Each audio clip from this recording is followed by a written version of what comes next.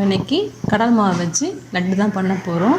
அதுக்கு நான் 1 கப் கடலை மாவு எடுத்திருக்கேன், 3/4 கப் சர்க்கரை எடுத்திருக்கேன்,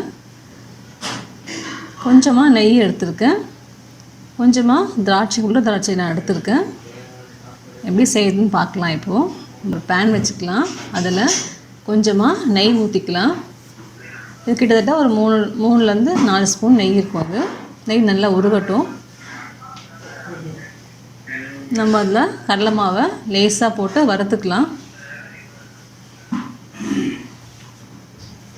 கருகாமல் லேசாக வறுத்துக்கோங்க. ஸ்டவ்வை லோ ஃப்ளேமில் வச்சுக்கோங்க, இல்லைன்னா கருகிடும் மாவு.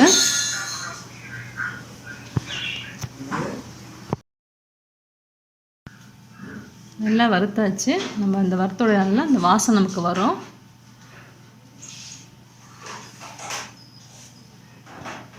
இப்போ நம்ம இதில் சர்க்கரை ஆட் பண்ணிக்கலாம்.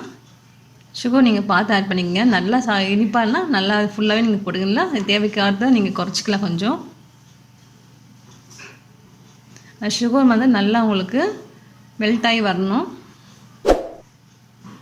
அதுக்கு சிம்லேயே வச்சுக்கோங்க. சுகர் நல்லா கரைஞ்சி வரட்டும்.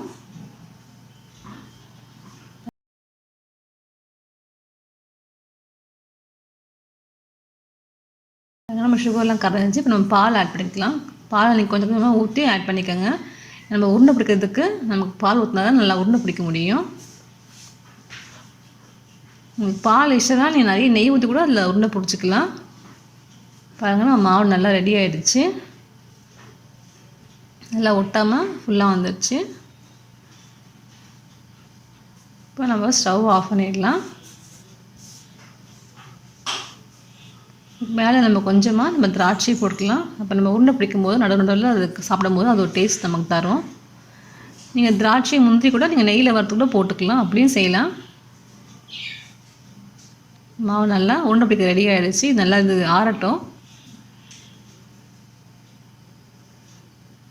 மாவு நல்லா ஆறிடுச்சு. கையில் கொஞ்சமாக நெய் தடவிக்கங்க.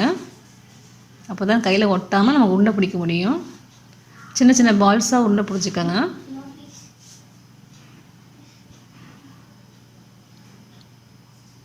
இந்த மாதிரி பிடிச்சி வச்சுக்கலாம். நம்ம இதே மாதிரியே எல்லா மாவுலேயும் நீங்கள் பால்ஸ் பிடிச்சி வச்சுக்கலாம்.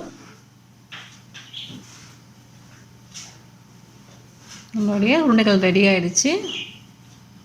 பாருங்கள், நல்லா அழகாக வந்திருக்கு. இது ரொம்ப சிம்பிளானது தான். வீட்டில் இருக்க பொருள் கொண்டே நம்ம செய்யறதுனா செஞ்சு பாருங்கள். செஞ்சு பார்த்துட்டு உங்கள் கமெண்ட் சொல்லுங்கள். தேங்க்யூ.